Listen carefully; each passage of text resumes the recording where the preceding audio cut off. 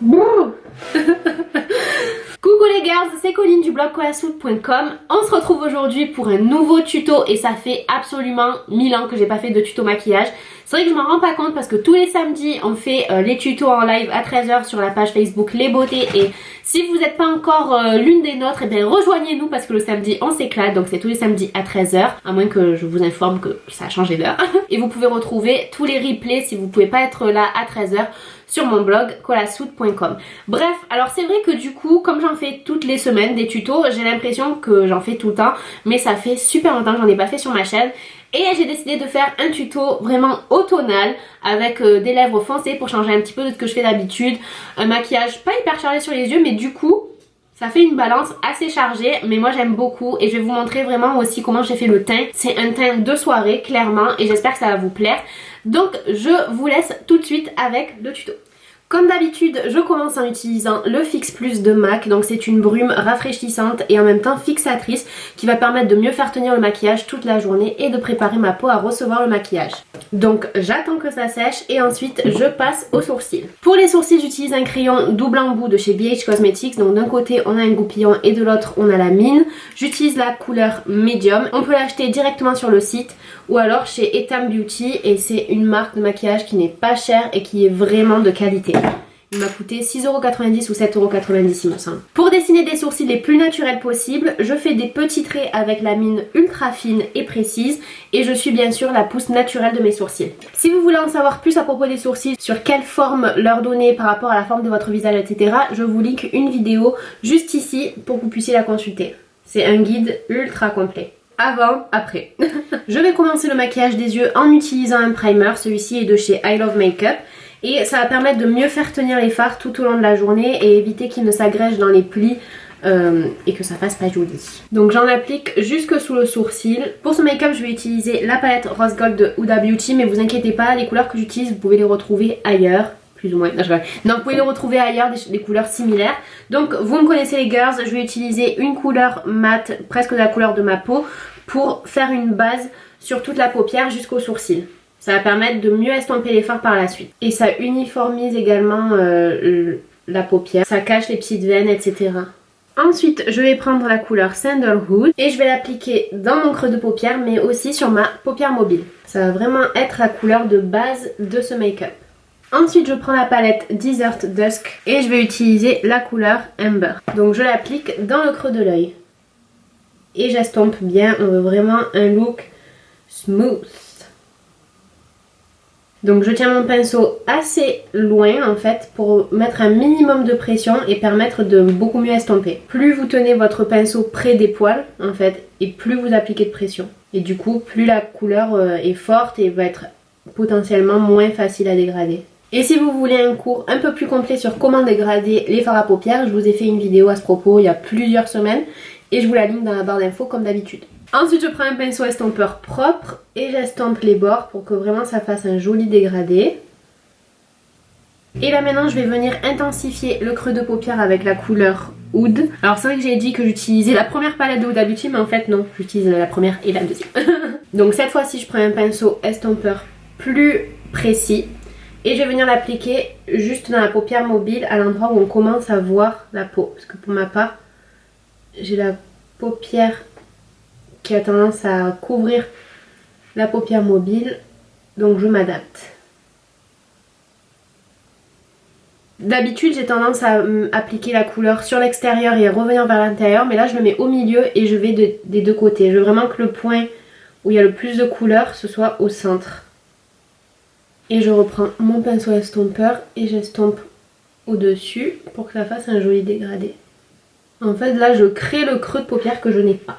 Et ne vous inquiétez pas les girls, parce que je compte vous faire très prochainement une vidéo sur comment maquiller les paupières tombantes. Donc voilà, comme moi, qui ont tendance à recouvrir la paupière mobile. En attendant, vous pouvez toujours regarder le live que j'ai fait sur les beautés. Je l'ai repartagé sur mon blog. Maintenant tous les lives ils sont repartagés sur mon blog. Donc vous pouvez aller le voir si vous avez envie de passer un bon moment et de bien rigoler. Je vais prendre un tout petit peu de cette couleur qui s'appelle Blessed et je vais vite fait en appliquer sur la paupière mobile, mais je veux que ce soit pas trop visible en fait. C'est juste que je veux pas que ce soit ultra mat. Je vois pas forcément la différence à la caméra, mais je trouve que ça fait beaucoup plus joli. Je vais utiliser un crayon marron et je vais l'appliquer très près de la ligne des cils et ensuite je vais le smudger un petit peu pour que ça donne un effet fumé. Donc si on fait pas un trait parfait, surtout pas de panique parce que de toute façon on va l'estomper. Donc maintenant je recourbe mes cils et j'utilise un mascara. Donc celui-ci c'est le Better Than Sex de Too Faced. J'applique du crayon marron dans la ligne d'eau supérieure pour donner l'illusion d'avoir des cils encore plus volumineux. Et je nettoie sous mes joues avec un petit peu de démaquillant pour enlever toutes les retombées de fard. Pour le teint, je vais commencer par utiliser le primer Angel Veil de chez NYX parce qu'il est censé flouter les pores et matifier un petit peu la peau. Je le trouve vraiment pas exceptionnel, mais je le fais quand même parce que je me dis c'est mieux que rien. Et comme j'ai tendance à briller vraiment sur le nez, c'est vraiment là où je me concentre. Après, je continue d'en appliquer vu qu'il m'en reste, j'en continue d'en appliquer sur la zone T. Pour l'anti-cerne, je vais utiliser mon fond de teint MAC Studio Fix Fluid en teinte NC15 puisque la vendeuse s'est trompée, m'a donné une teinte beaucoup trop claire, mais en même temps il est super couvrant, donc j'en profite pour vraiment me faire un maquillage de soirée hyper couvrant et ça va donner un effet très naturel, don't worry. Donc je commence par l'appliquer avec le pinceau, comme ça je le place exactement là où je veux. J'étire et ensuite je vais utiliser le Beauty Blender. Alors cette fois-ci, je commence par l'anti-cerne. J'ai pas aimé la manière dont réagissait en fait le dessous de l'œil quand j'avais le fond de teint de Huda Beauty que je vais utiliser juste ensuite, plus l'anti-cerne de LA Girls. Donc dans le doute, je préfère utiliser un autre moyen de cacher mes cernes. Donc pour le coup, le fond de teint de MAC. Et pour pas que ça fasse vraiment trop épais, parce que c'est un fond de teint hyper couvrant aussi, je commence par ça et je vais pas appliquer de fond de teint, celui de Huda en tout cas, sous les yeux. Et comme je vous l'ai dit, j'attends avec impatience que le fond de teint de Huda sorte enfin en France pour acheter une teinte plus claire et l'appliquer sous les yeux parce que pour le coup il tient super bien et ça donne un résultat très naturel et couvrant. Donc voilà pour l'anti-cerne et maintenant j'utilise le fond de teint de Huda Beauty Faux Filter qui va sortir fin novembre en France et j'utilise la teinte Cheesecake. Je prends mon pinceau Sigma F80 et je viens l'appliquer et je remonte pas jusque sous les yeux bien entendu vu que je viens d'appliquer le fond de teint de MAC. Oui, je fais toujours des positions bizarres quand j'applique un fond de teint. J'ai remarqué ça la dernière fois mais bon. C'est ma manière de me sentir à l'aise. Et si vous êtes intéressé par ce fond de teint, sachez que je vous ai fait une revue ultra complète dans l'une de mes précédentes vidéos. J'en profite pour en appliquer sur les lèvres parce que ça va me servir de base pour bien faire tenir le rouge à lèvres ensuite. Franchement, ce fond de teint, il est 100 fois meilleur que celui de MAC que j'ai appliqué. C'est pour ça que j'ai hâte de pouvoir acheter une couleur plus claire pour m'en servir d'anti-cerne. Ce fond de teint est la vie. Franchement, hashtag faux filter, ils auraient dû l'appeler hashtag la vie. Franchement... J'insiste bien au niveau du front parce que j'ai tendance à plisser le front et après j'ai peur que le fond de teint, quand il n'est pas totalement sec, il aille se mettre dans mes rides. Donc je reprends mon fond de teint plus clair et je vais commencer à illuminer mon visage. Donc j'en mets au-dessus des lèvres pour donner l'illusion qu'elles sont un petit peu plus pulpeuses. J'en mets un petit peu sur le menton. J'en mets au coin de la bouche pour lifter tout ça. J'en mets un petit peu autour du nez parce que j'ai tendance à me moucher. Et j'en mets également ici parce que moi j'ai tendance à avoir les sillons nasogéniens super enfoncés, enfin super présents. Et du coup j'aime pas, ça me donne un air plus vieux je trouve. Donc en illuminant la zone, ça fera une ombre moins marquée et du coup ils sont un petit peu moins présents. Ensuite, je prends cette Color Wheel de chez BH Studio Pro, donc BH Cosmetics. Et je vais utiliser ce marron là pour faire mon contouring crème. On met le paquet aujourd'hui. Je vais un petit peu changer la structure de mon visage grâce au contouring. Alors, suivez bien. Et je descends là un petit peu en bas pour couper un petit peu le visage et le rendre un petit peu plus fin. J'en applique sous les lèvres pour donner l'impression que j'ai le visage, que j'ai les lèvres un petit peu plus rebondies. Pareil ici. Ensuite, je vais retracer bien l'ovale. Je réduis un petit peu mon menton. Je vais réduire également un petit peu mon front que je trouve trop grand. Après, bien sûr, ça dépend encore une fois, je l'ai pas encore dit dans cette vidéo mais je le dis tout le temps. Ça dépend en fait vraiment de votre forme de visage, c'est sur mesure qu'il faut faire ça. Et je vais affiner mon nez aussi. Je le remonte. Et je vais donner l'illusion qu'il est un petit peu plus remonté en faisant cette petite barre. Et maintenant je vais tout venir faire pénétrer avec mon Beauty Blender. Donc pour les joues, je fais bien attention à le faire pénétrer vers le haut. Pour pas redescendre ma joue. Ah, et j'en profite aussi pour cacher mon double menton.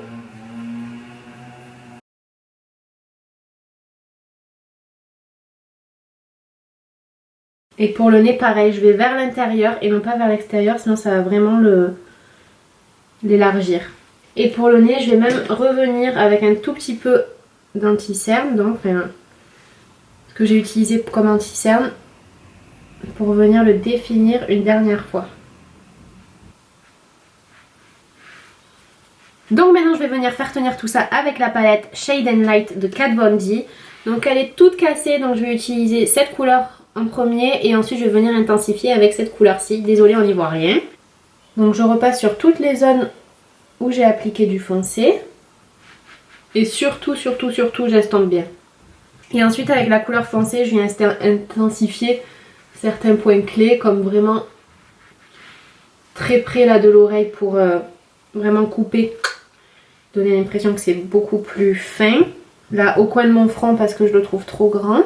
Et ensuite je prends un pinceau plus fin et je mélange ces deux couleurs pour la bouche et le nez. Et ensuite j'utilise cette teinte et cette teinte pour le dessous de l'œil. Donc j'utilise les teintes claires partout où j'ai utilisé l'anti-cerne. Et ensuite j'utilise la teinte orangée près du nez. Pour le blush je vais utiliser Dallas parce que c'est plus un blush bronzer et je veux pas trop charger le teint, dit-elle après avoir utilisé 10 milliards de produits. Mais bon, je veux pas qu'il y ait trop de couleurs différentes. Donc vraiment on n'en met pas beaucoup et même après voilà j'estompe un petit peu avec le Beauty Blender. Et pour l'highlight je vais utiliser What's Up de Benefit Cosmetics. J'ai un petit peu laissé emporter.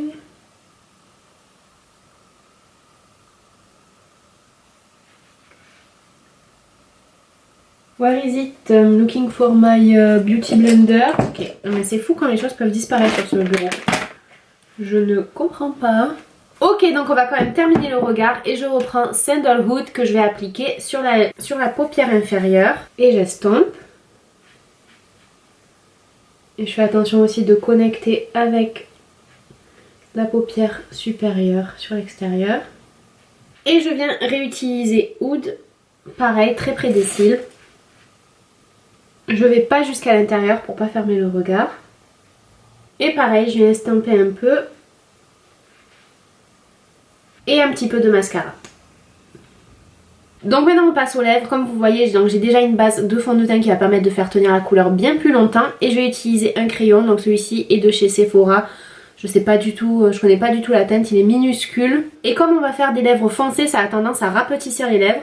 Du coup, je vais un tout petit peu déborder. Donc je déborde pas sur les coins, sinon ça se voit qu'on a débordé et ça fait pas joli. Donc on déborde sur le dessus ici et sur le dessous là. C'est pour ça que j'ai vraiment voulu appliquer les astuces de maquillage pour donner l'impression d'avoir des lèvres plus pulpeuses. Parce que justement le mat et en plus le foncé, ça a tendance à rétrécir les lèvres.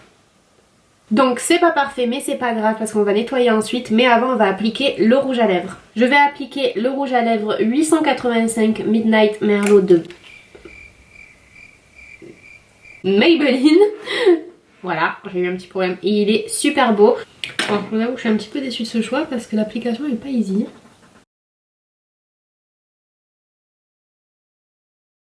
Et maintenant je viens nettoyer avec mon fond de teint qui est ultra couvrant. Si vous n'avez pas un fond de teint couvrant, je vous conseille d'utiliser un anti-cerne. Et je termine évidemment en utilisant un petit peu de Fix Plus. Et voilà les girls pour ce maquillage automnal. J'espère qu'il vous a plu. En tout cas moi il me plaît beaucoup. C'est vrai qu'il faut se concentrer, il faut un peu de technique. Mais avec de l'entraînement, comme je vous le dis toujours, on y arrive. Je vous fais de très gros bisous et je vous dis à très vite. Abonnez-vous, c'est complètement gratuit. Bisous!